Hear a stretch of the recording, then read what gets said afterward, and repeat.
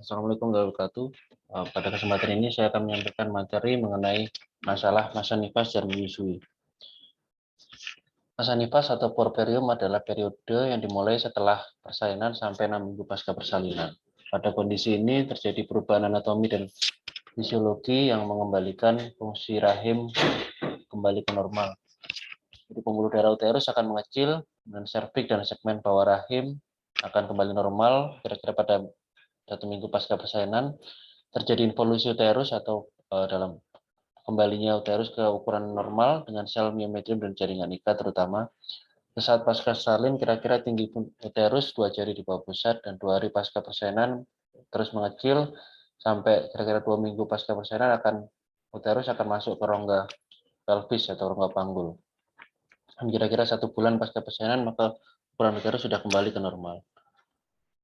Pada akhir minggu pertama, serviks tadinya yang tipis dan lebar ya akan kembali menutup dan menebal dan kanalis endoservik akan kembali terbentuk. Kemudian terjadi penurunan massa dan ukuran uterus atau disebut dengan involusi. Ini semua disebabkan adanya kontraksi uterus yang dirangsang oleh oksitosin.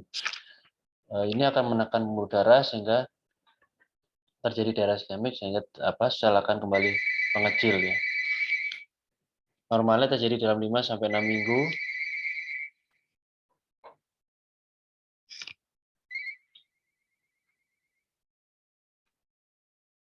Selain itu akan didapatkan after pain yaitu nyeri-nyeri seperti kontraksi pada rahim yang ini sebenarnya adalah suatu kontraksi rahim untuk mengecilkan kembali rahim ke ukuran normal.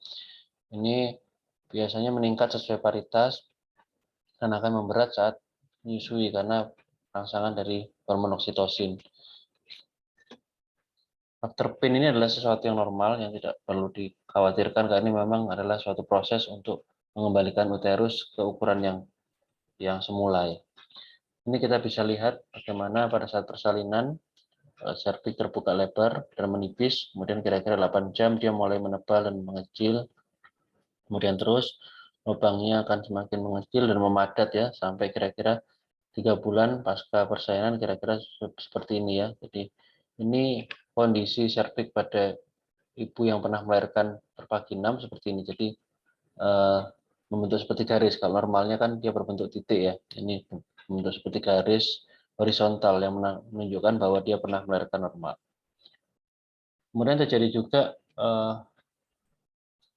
munculnya lokea ya. Lokea itu adalah cairan yang muncul dari vagina pada pasca persalinan ya.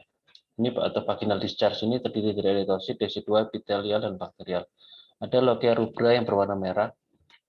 Ini kira-kira beberapa hari pertama kemerahan dan bercampur darah. Ya, ini lebih didominasi oleh sel darah merah. Kemudian diikuti oleh lokea serosa ya yang keabu-abuan 3-4 hari tambah pucat dan terakhir lokea alba berwarna putih ya. Ini kira-kira 10 hari sudah bercampur leukosit dan cairannya berwarna putih kekuningan ya. Ini lokea bisa menetap dalam 4-8 minggu pasca persalinan ya. Ini dipengaruhi oleh usia ibu, paritas, ASI maupun berat janin. Selain itu terjadi regenerasi endometrium yang tadinya pada saat hamil menjadi DSI2, maka ini akan ya, saya ulangi lagi ya. Jadi terjadi regenerasi endometrium di mana endometrium yang pada saat hamil tadi menjadi DSI2 akan dirubah kembali menjadi endometrium ya. Minggu pertama pasca persalinan permukaan dinding rahim akan ditutup epitel baru ya, kecuali lokasi tempat implantasi plasenta. Kemudian terjadi regenerasi endometrium terjadi pada mulai minggu pertama sampai nanti pada 6 minggu pasca persalinan semua area endometrium sudah mengalami regenerasi sempurna. Ya. Ada gangguan pada involusi uterus atau pengecilan rahim ya. Ini bisa disebabkan oleh berbagai macam penyebab seperti pertama ada infeksi paling sering, kemudian ada sisa plasenta, ada miom atau ada hematom ya pada area rahim. Jadi juga perubahan pada saluran kencing yaitu tractus urinoreus terjadi diuresis pada 2-5 hari pasca persalinan. Ini bertujuan untuk mengeluarkan kelebihan cairan yang ditimbun pada saat kehamilan. Ada juga purpural bladder yang sifatnya dia lebih tidak sensitif ya terhadap peningkatan tekanan dan kapasitasnya menjadi meningkat. Ini menyebabkan bladder ibu hamil pasca persalinan lebih mudah mengalami retensi urin atau inkontinensia sampai infeksi. Ini sangat dipengaruhi oleh mode of delivery ya. Jadi pada persalinan bervaginam yang persalinannya lama ya dengan berat janin yang besar, atau ada tindakan operatif seperti vakum atau forceps itu meningkatkan risiko purpural bladder ya dan komplikasinya. Pada kardiovaskular terjadi beberapa perubahan ya pada sistem hematologi, juga ada perubahan.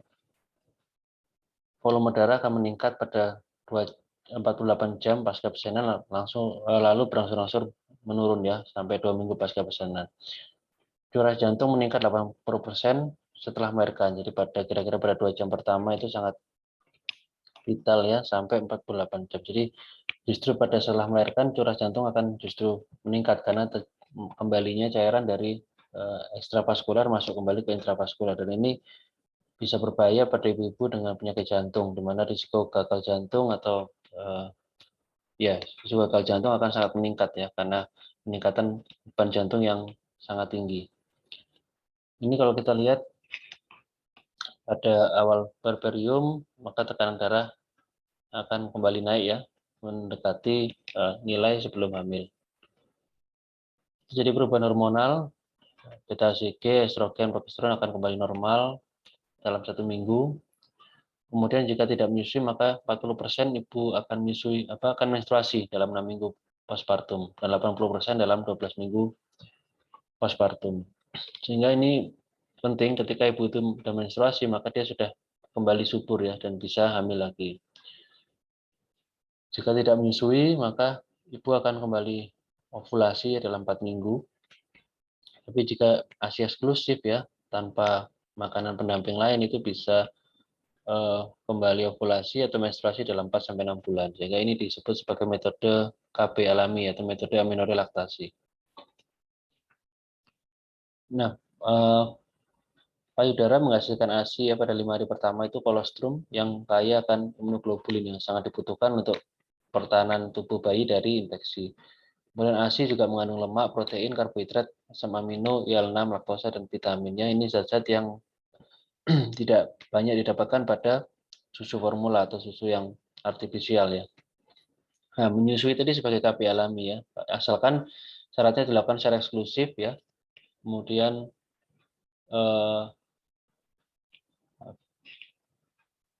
sebelum empasi ya, kalau dia sudah melakukan makanan pendamping ASI, maka itu sudah tidak efektif lagi. Bagaimana cara kerjanya? Menyusui merangsang munculnya hormon prolaktin, ini akan menghambat respon ovarium terhadap follicle stimulating hormone, sehingga pertumbuhan folikel terhambat, jadi estrogen sehingga dia tidak mens ya. Kemudian prolaktin juga menghambat rilisnya LH sehingga tidak terjadi LH, tidak terjadi pecahnya sel telur ya dari ovarium sehingga tidak terjadi ovulasi atau anovulasi. Penurunan berat badan ya setelah melahirkan bisa sampai 7-9 kg secara drastis, secara cepat ya karena massa uterus, volume darah, dan proses diuresis. Selain itu suhu tidak meningkat dalam 24 jam, kemudian traktus urinarius tadi bisa edema ya, jadi ISK, retensi urin, inkontinens bisa. Ginjal dan ureter yang pada hamil bisa membesar itu akan bisa kembali normal dalam 4 minggu pasca persalinan. Gangguan saluran pencernaan bisa terjadi konstipasi, kemudian kehilangan cairan yang cukup banyak ya. Ini makanya perlunya ibu pasca persalinan untuk menjaga kecukupan cairan ya dengan minum air putih yang banyak. Jadi penurunan volume darah merah, kemudian leukositosis ya, trombositnya menurun, peningkatan kadar fibrinogen dan lain sebagainya. Jadi menjadi hiperkoagulabilitasnya dinormalkan kembali setelah pasca persalinan. Nah, ini mungkin saya lewatin dulu. Ya, beberapa problem masa nifas yang bisa kita temui ya. Yang pertama adalah subinvolusi uterus atau gangguan pengecilan rahim ya, di mana laju involusi yang lambat ini jadi rahimnya menjadi lebih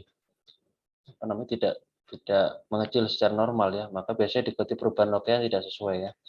Paling sering cuma 2 hal, bisa plasenta dan infeksi. Jadi maksudnya perubahan loket sesuai itu tidak sesuai dengan seharusnya. Jadi misalnya loket rubranya tadi harusnya cuma beberapa hari, ini bisa sampai seminggu, itu sudah menunjukkan tanda-tanda involusi karena tidak sesuai perubahan lokeannya. Terapinya biasanya kita berikan obat untuk merangsang kontraksi rahim ya, bisa metil bisa, atau kalau memang ada infeksi kita berikan antibiotik. Paling sering adalah kalau infeksi disebabkan Chlamydia trachomatis ya, salah satu obat pilihannya adalah antibiotik pilihannya adalah doxycycline. Terus bisa terjadi HPP ya, atau postpartum hemorrhage, jadi perdarahan HPP yang terjadi di atas 24 jam ya. Ini biasanya disebabkan oleh tadi subinvolusi, jadi involusinya tidak baik, ya. Ada sisa plasenta paling sering, atau gangguan pembekuan darah. Biasanya disertai nyeri perut, garus yang membesar ya, tadi atau subinvolusi tadi, tanda-tanda infeksi atau keluarnya jaringan plasenta. Terapinya sama antara medikamentosa ya obat uterotonik ya untuk merangsang kontraksi rahim atau obat-obat antibiotik, dan jika memang ada sisa plasenta yang cukup besar atau perdarahan aktif bisa kita lakukan kuretase. Ini tampak gambaran uterus normal 12 hari setelah persalinan. Kita lihat bagian endometriumnya tidak ada sisa plasenta, ini mulus ya, bersih. Sedangkan di sini kita lihat ini jaringan ini adalah jaringan plasenta, sisa plasenta yang akan terus menyebabkan perdarahan. Bisa juga terjadi infeksi purpuralis ya, di mana infeksi bakteri pada traktus genitalia ya pada masa nifas. Itu kita dapatkan demam pada pasca persalinan ya. Biasanya disertai dengan keluarnya cairan yang berbau dari vagina. Ini bisa terjadi pada semua lapisan, mulai endometrium, myometrium, parametrium, maupun pada luka episiotomi atau area mana saja di traktus genitalia ya. Faktor risikonya sosial ekonomi rendah, ya ini terkait dengan kebersihan, terkait dengan nutrisi, kemudian anemia juga, infeksi genital atau PMS ya, penyakit menular seksual, adanya distosia, pertus lama, KPP ya, kemudian imunokompromis misalnya orang dengan HIV, dengan TB ya, atau dengan autoimun, atau persalinan pervaginam tindakan operatif, misalnya vakum atau forceps yang cenderung lukanya lebih luas sehingga risiko infeksi juga lebih besar. Mikroba yang sering menyebabkan infeksi cukup banyak ya, Streptococcus, Clostridium, kemudian E. coli ya paling sering karena dia letaknya di rektum ya atau di anus, dia mudah naik ke atas. Faktor predisposisi tadi sudah saya sampaikan, KPP, persalinan traumatis ya, SC. Nah, pemeriksaan dalam terlalu sering juga risiko meningkatkan risiko infeksi purpuralis. Bisa plasenta, perdarahan maupun kondisi ibu yang inferior ya, seperti anemia, malnutrisi, autoimun tadi. Nah, jadi prosesnya seperti ini. Pertama, bakteri itu akan mengkontaminasi dia sehingga mendominasi dari atau jumlahnya melebihi dari vaginal flora ya. Kemudian dia akan inokulasi dan kolonisasi di daerah bawah, daerah insisi atau laserasi ya. Kemudian dia akan naik, kemudian menimbulkan suasana anaerobik ya.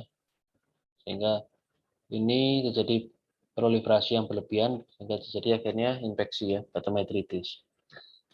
Terapinya biasanya kita berikan antibiotik berspektrum ya, 90% membaik setelah 2 sampai 3 hari. Pada kasus yang persisten misalnya abses, plekmon, hematom itu harus dilakukan tindakan operatif ya. Kemudian jika sudah 72 jam bebas demam bisa kita pulangkan. Komplikasi demam purpuralis bisa terjadi woundation ya atau lukanya terbuka, bisa terbuka atau basah akhirnya terbuka, dari peritonitis, infeksi pada peritonium, plekmon maupun abses pada adneksa.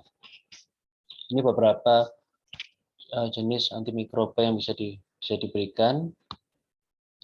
Prinsipnya adalah mengcover semua spektrum ya, jadi mulai gram positif, gram negatif, dan anaerobik. Jadi ada banyak pilihan antibiotik yang bisa diberikan.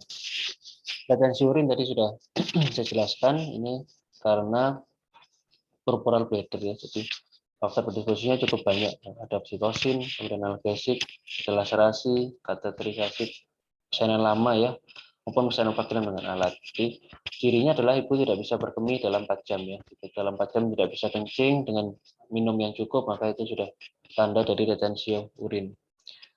Langkah yang perlu dilakukan pada retensi urin, pertama kita periksa perineum dan ada tidaknya hematom pada traktus genitalia, karena ini bisa mengganggu proses berkemih ya. Kemudian kita pasang kateter, jadi Pertolongan pertamanya harus kita pasang kateter sampai penyebabnya diketahui.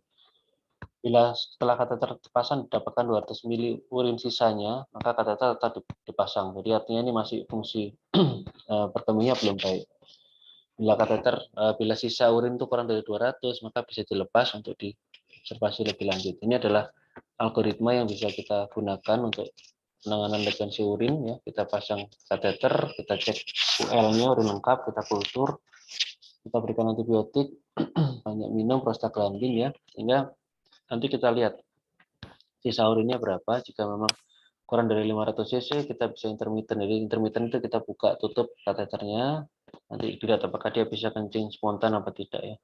Kalau dia bisa kencing spontan dengan sisa urin yang sudah kurang dari 200 cc, maka dia sudah membaik ya, maka dia boleh pulang. Kalau masih lebih dari 200 cc, kita terus lakukan pemasangan kateter dengan intermittent. Ini kalau sisa urinnya cukup banyak, maka pemasangan kateter juga akan lebih lama. Nanti dilakukan buka tutup kateter dalam 6 jam ini untuk melatih fungsi dari bladder. Nanti kemudian kateter dilepas pagi hari, dia bisa kencing apa tidak. Kalau masih belum bisa kencing, dipasang lagi kateternya. Jadi seperti ini. Gangguan saluran pencernaan paling sering konstipasi ya, karena gangguan dietnya atau dehidrasi selama persalinan, atau dia takut BAB ya, karena nyeri dia akhirnya menahan BAB. Karena ada nyeri jahitan perineum, maka dia menahan BAB-nya sehingga akhirnya jadi konstipasi. Atau ada hemoroid atau ada visura pada manusia. Ini harus dicegah karena feses yang keras dan besar itu akan mengganggu penyembuhan dari sphincter ani, misalnya terjadi robekan pada sphincter aninya. Masalah lain perdarahan, inkontinensia fekal ya. Ini terjadi kalau terjadi ruptur perineum grade 4 sampai robek ya. Ini sphincter ani yang dalam sama yang eksternal ini robek, dan ini ada mukosa rektum dan vagina jadi satu ya. Ini kalau penjahitan tidak tepat maka akan terjadi inkontinensia fekal karena anus tidak bisa menutup dengan baik ya, karena fungsinya jadi tidak baik. Terus bisa terjadi fistul atau sambungan ya dari rektum dengan vagina. Tromboemboli atau DVT ini cukup jarang, atau emboli paru ini biasanya terjadi pada ras Kaukasian atau ras orang Eropa ya. Risiko meningkat kali bisa pasca SD ini kalau dia memang ada kecenderungan secara genetik dan juga sering kurang gerak ya, dia kurang mobilisasi, maka bisa terjadi DVT.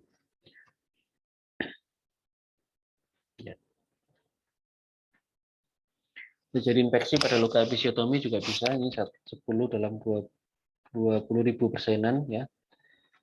Pada luka yang grade 4 ini cukup sering kita dapatkan, biasanya pada semakin besar grade-nya maka semakin besar risiko infeksinya. Ciri-cirinya lukanya terbuka, ada sekret purulen, eksudat, ada pembengkakan maupun demam. Penanganannya kita drainase ya. Kita benangnya dibuka kemudian dirawat terbuka supaya drainnya supaya cairan-cairan yang purulen yang dihasilkan itu bisa dikeluarkan. Kita berikan antibiotik spektrum luas, kemudian nanti kita jahit ulang kalau sudah bebas infeksi lukanya. Febris purpuralis juga sama, ini adalah demam yang didapat pada masa nifas ya. Penyebabnya bisa infeksi, streptococcus, payudara penuh, pielonefritis ya, atau komplikasi pasca sesar. Bisa disebabkan oleh infeksi ginjal ya, tapi ini cukup jarang ya. Biasanya demam dan nyeri pada sudut costovertebral, kalau kita lakukan perkusi dia akan nyeri. Perawatan luka sesar ya, luka sesar sebenarnya perawatan operasi sesar itu kategorinya bersih terkontaminasi, jadi sehingga kalau tidak ada infeksi relatif mudah penyembuhannya primer. Jadi kita hanya melakukan perawatan luka, biasanya 1 hari pasca persalinan kita gunakan povidone atau pakai aqua steril, kita rawat, kita tutup dengan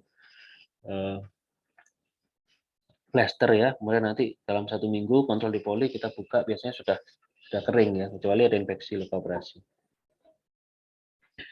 Ya, kita pakai low adherent dressing 1-2 hari, kemudian kita rawat luka, nanti kita tutup lagi. Nah, misalnya terdapat risiko hematom ya, misalnya ibunya obesitas berat ya, sehingga kita perlu pasang drain ya, supaya tidak terjadi hematom. Ini juga mengurangi risiko woundation atau infeksi luka operasi. Faktor yang penting adalah nutrisi ya. Kalau nutrisinya tidak baik, tentu saja penyembuhan lukanya juga tidak bagus, dan aktivitas sehari-hari itu 6 minggu pasca operasi sebaiknya ya. Sebelum itu sebaiknya aktivitas ringan saja. Perawatan luka operasi kalau diplaster dengan yang anti air itu maka boleh mandi, tidak ada masalah. Bekas luka operasi yang sudah sembuh kan jadi lebih sensitif ya, jadi lebih terasa nyeri kadang, atau bahkan menjadi kurang sensitif, kadang malah tidak bisa terasa. Itu ada beberapa kejadian.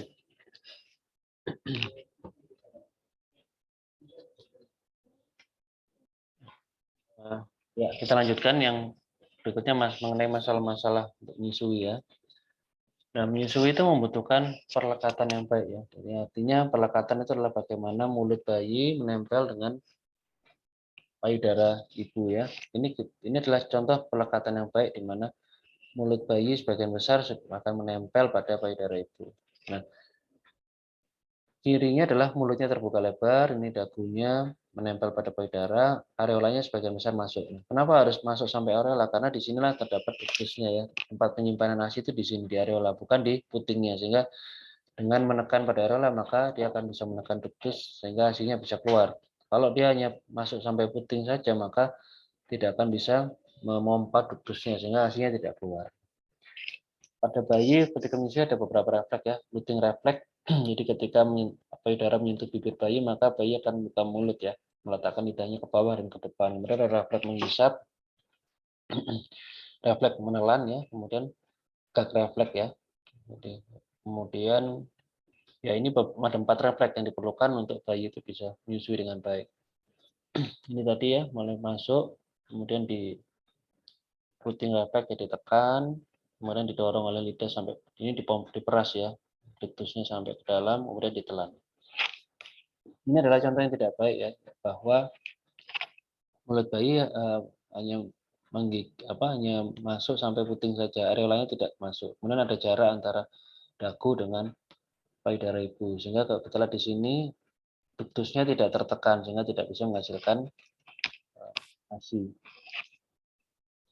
Konsekuensi dari pelekatan yang tidak baik jelas adanya nyeri pada puting susu ya, karena putingnya akan lecet ya. Ini menimbulkan masalah-masalah yang cukup banyak. Kemudian ASI-nya tidak bisa keluar tadi, sehingga payudaranya bengkak, kemudian bayinya juga akan rewel ya, karena dia masih haus dia. Kemudian produksi ASI seolah-olah berkurang, padahal sebenarnya tidak, karena bayinya sebenarnya tidak kenyang karena tidak mendapatkan ASI dengan cukup. Sehingga bayi frustasi menolak menyusui, maka biasanya ibu juga akan frustasi, kemudian ibu akan memberikan susu formula karena merasa produksi ASI-nya kurang, padahal sebenarnya tidak kurang tapi tidak dikeluarkan dengan baik. Akhirnya lama-lama kalau bengkak, produksi ASI akan turun ya. Prinsipnya jika ASI pada payudara ibu itu penuh, maka akan mengeluarkan umpan balik negatif ke otak sehingga dihambat produksinya, sehingga produksi ASI akan turun. Produksi berat badan bayi akhirnya tidak bisa tumbuh ya sesuai kurva. Penyebab pelekatan yang tidak baik adalah penggunaan botol dot ya. Ini akan menyebabkan bayi bingung puting karena mekanisme menghisap ASI dari payudara dengan dari botol itu dengan dot itu sangat berbeda. Kalau dengan menyusu langsung dia harus aktif ya, otot-otot mulutnya harus bekerja, otot rahang harus bekerja. Sedangkan pada penggunaan botol dot ya secara pasif maka ASI itu akan mengalir sehingga nanti kalau ini sering menghisap langsung dari payudara dengan botol dot, maka bayi akan bingung ya, misalnya bingung puting. Kemudian ibu belum berpengalaman atau dia tidak tahu bagaimana cara yang benar ya untuk perlekatan. Kemudian hambatan fungsional atau kurangnya bantuan dari tenaga kesehatan atau dari keluarga. Ya. Ada masalah lain yaitu puting datar atau terbenam ya. Ini sebenarnya puting datar terbenam itu tetap produksi ASI-nya tetap sama, tetap banyak. Memang cuman akan menjadi masalah karena dia bisa menyebabkan attachment-nya lebih sulit ya untuk bayinya. Nah, ini puting terbenam tadi, yang tadi puting datar. Ini attachment mulut bayi pada payudara akan susah karena tidak adanya puting ya yang digunakan sebagai tempat untuk nempel ya sebenarnya. Manajemen puting datar atau terbenam sebelum melahirkan tidak perlu ada terapi khusus, dan segera setelah melahirkan kita jelaskan pada ibu bahwa yang puting datar itu tidak mempengaruhi produksi ASI ya. Dan ibu tetap bisa menyusui dengan baik. Bantu ibu membuat puting lebih menonjol. Jadi bisa kita suction pakai pompa atau pakai spet terbalik, itu kita vakum sehingga putingnya ibu akan keluar baru disusukan ke bayinya.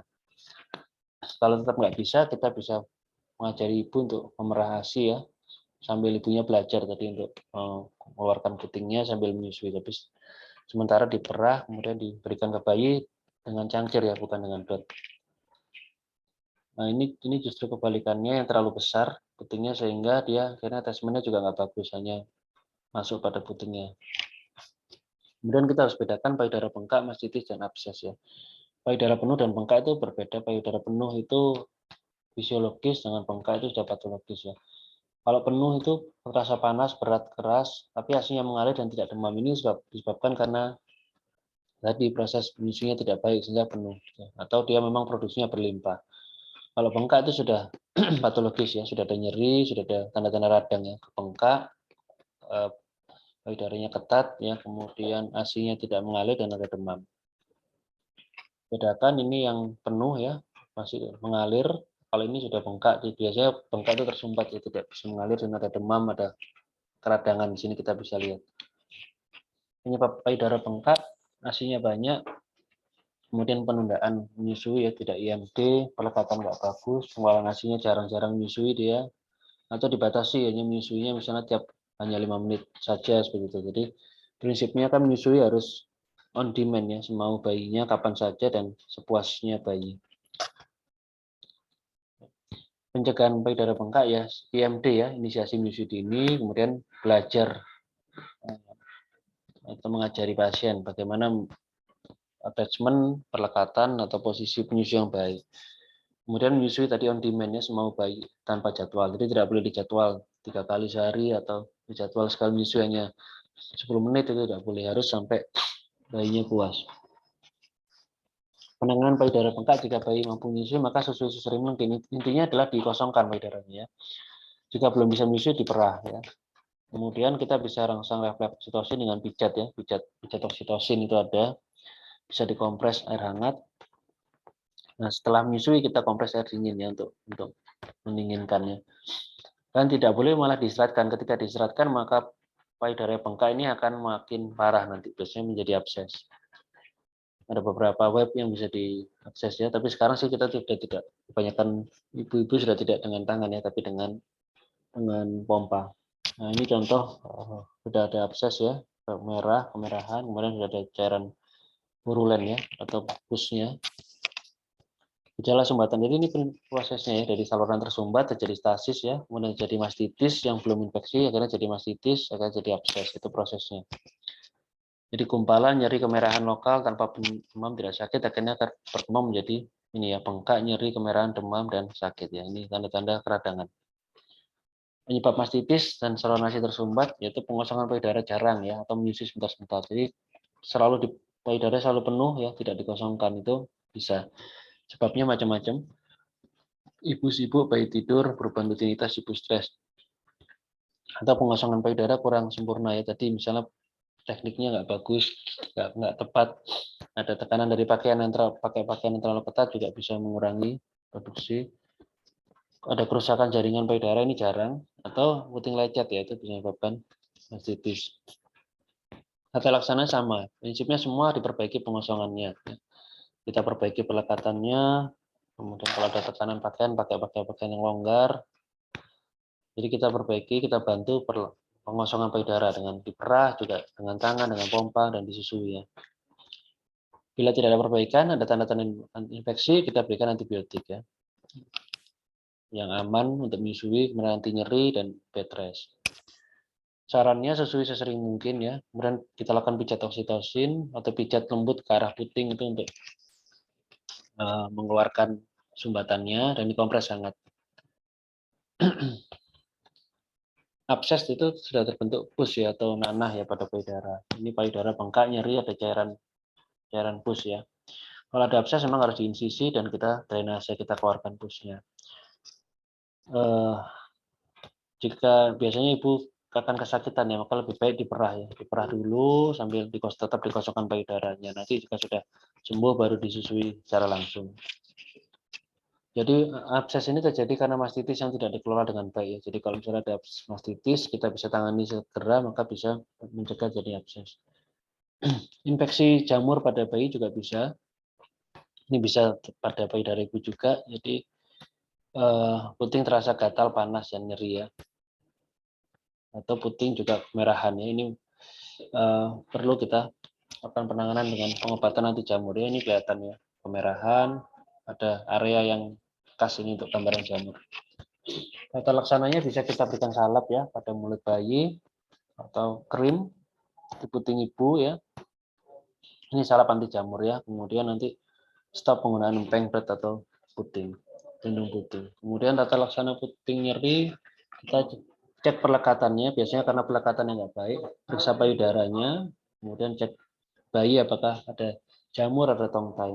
Jadi perawatan yang sesuai, perbaiki pelekatan, terus menyusui, kurangi bengkak, obati kandida jika gejalanya sesuai. Kemudian sarankan ibu untuk cuci payudara sekali sehari cukup dengan air bersih, hindari obat-obatan yang tidak diperlukan ya. Kemudian oleskan ASI itu bisa kita pakai di sekitar rela untuk juga membantu mengobati putingnya.